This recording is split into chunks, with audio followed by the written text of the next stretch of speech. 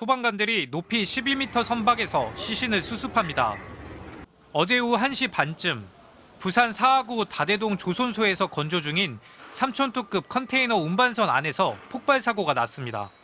이 사고로 작업 중이던 30대 베트남 국적 노동자가 현장에서 숨졌고 40대 한국인 노동자도 병원 치료 중 숨졌습니다. 사고 당시 이들은 선박의 식수 저장 공간에 설치된 임시 배관을 해체하고 있었습니다. 밀폐된 공간에서 가스 절단기를 사용하다 누출된 가스에 불꽃이 튀며 사고가 난 것으로 추정됩니다.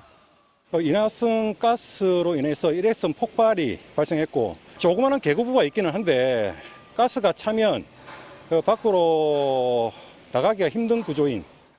밀폐된 공간에서 가스 절단기를 사용할 때에는 인화성 가스가 남아있지 않도록 반드시 환기 조치를 해야 하고 작업 절차를 수립해 안전작업 허가를 받아야 합니다. 작업 절차서나 안전 매뉴얼이 있습니다. 그 매뉴얼에 따라서 그 현장 주변에 관리 감독자가 배치되는지 배치 여부 상세히 조사를 할 예정입니다. 문제는 조선소에서 발생하는 인화성 가스와 관련한 사고가 끊이지 않고 있다는 것입니다.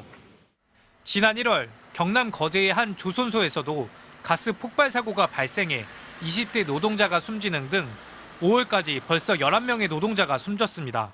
코로나가 생기면서 숙련된 근로자들 그걸로 다 빠져나가는 거예요. 그러다 보니까 외국인들 들어오고 신규 근로자들 이제 막 해서 겨우 지금 막 메꾸고 있는 단계인데 그 한계가 있죠.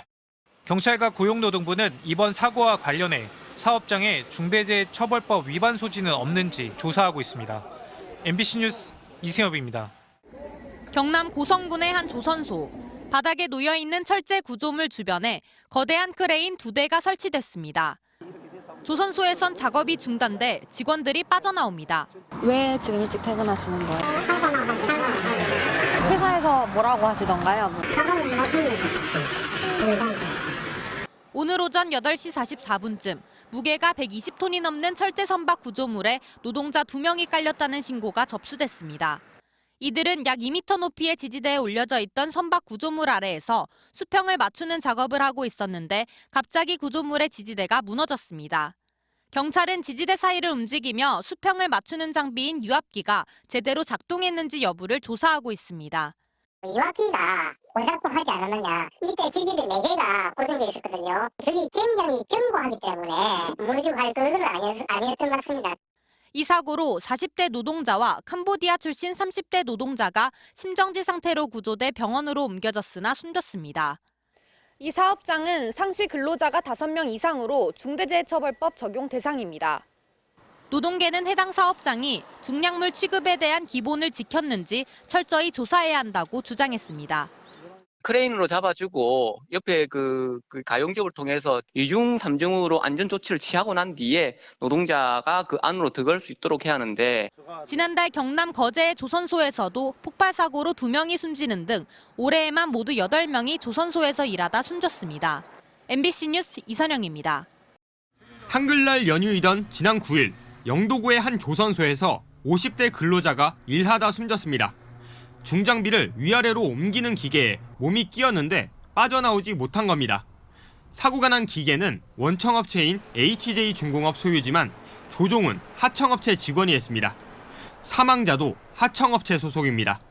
리모컨을 조작을 하는데 불과 조작한 지 얼마 안 돼서 쿵 소리가 나더랍니다, 위에서. 그래서 위를 쳐다보니까 3층 리프트가 2층으로 내려앉은 거예요. 조선소에서 발생하는 사고의 피해자 대부분은 하청업체 근로자입니다. 2021년부터 지금까지 부울경 지역 조선소에서 일하다 숨진 사람은 모두 28명.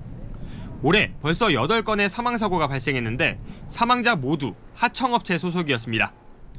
지난해 전국 조선소에서 일하다 다친 사람은 3,300여 명, 사망에 이른 경우는 47명입니다.